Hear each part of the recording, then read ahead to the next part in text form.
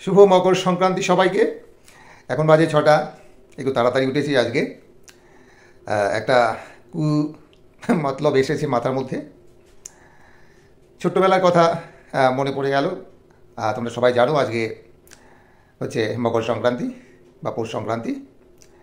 ছোট্টবেলায় পৌষ সংক্রান্তির দিন আমরা যেটা করতাম, এর আগের দিন তো সারাদিন মা কাকিমারা পিঠা বানাতেন, সন্ধ্যাবেলা থেকে পিঠা খেতাম। আমরা কিছুক্ষণ থাকতাম রাত্রি, তারপরে শুয়ে পড়তাম। মা কাকিমারা কিন্তু সেদিন শুতেন না, সারা রাত তারা রান্নাঘরে পিঠা বানাতেন এবং রান্নাঘরের একটা কোণাতে দেখা যেত কিছু ঘর বিছিয়ে এবং একটা বিছানা মতো করতেন এবং অনেক সময় তারা ওখানেই শুয়ে পড়তেন। আর আমরা অন্ধকার থাকতে উঠতাম। আমাদের নদীর পাশে বাড়ি ছিল, ধারসিঁড়ি নদী। আর আমাদের বাড়ির পাশেই ছিল একটা বিরাট বাঁশের ঝাড়। এই সময়টা বাঁশের প্রচুর পাতা ঝরে পড়তো। সেই প্রচুর বাঁশের পাতা, তার সঙ্গে খড়, এগুলো জড়ো করে বিশাল উঁচু করে রাখতাম আগের দিন। এবং ভোরবেলায় একটা কম্পিটিশান ছিল আমাদের ভাই বোনদের মধ্যে, কাকাতো ভাই বোন ছিল আমরা, বা পাড়ার অনেকে, কে আগে স্নান করতে পারবে। অন্ধকার থাকতে আমাদের কাছে যেহেতু নদী ছিল, সেই দৌড়ে গিয়ে নদীতে ঝাঁপ দিয়ে পড়তাম।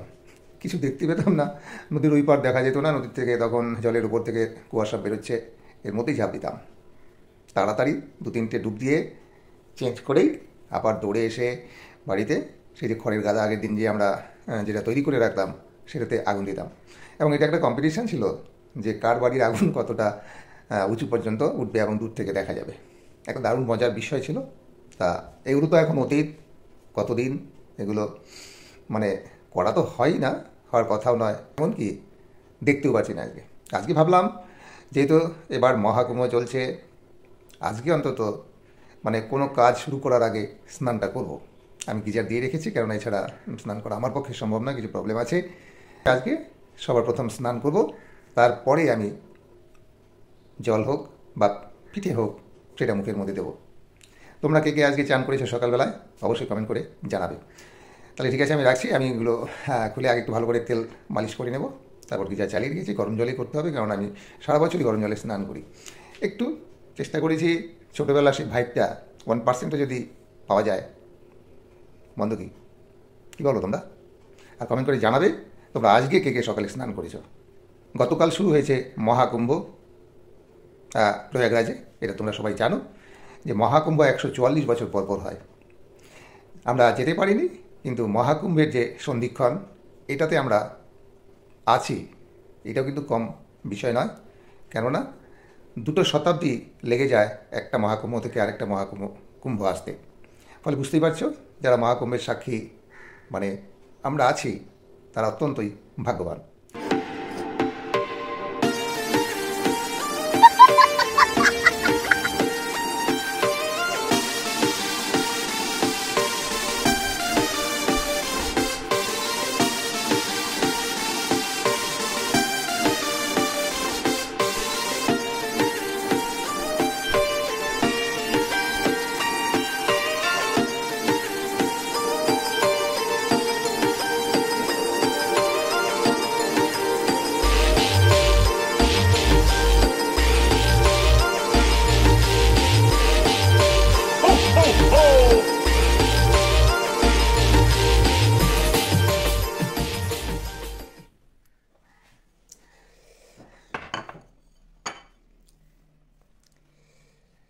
তাহলে হয়ে গেল আমার চান। তাড়াতাড়ি করে একটু জামা কাপড়গুলো পরে নিলাম, গলায় এটা দিলাম। টুপিটা লাগাতে পারছেন, আমি কিন্তু বাড়িতে সারাদিন টুপি লাগিয়ে রাখি, কারণ আমার একটু ঠান্ডার প্রবলেম আছে। কিন্তু যেহেতু চুলটা ভিজা এখনও, তাই টুপিটা পরলাম না, গলাতে এটা পরলাম আর সোয়েটার পরলাম।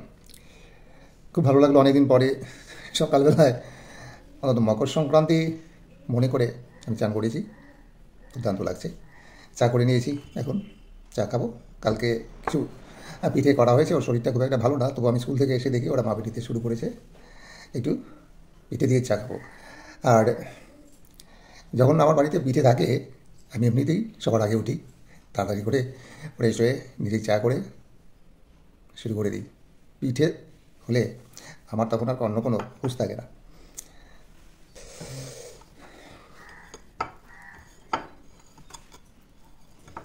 আপাতত চা দিয়ে খাওয়ার জন্য একটু নিলাম ডাই পিঠে, বাকিটা পরে খাবো।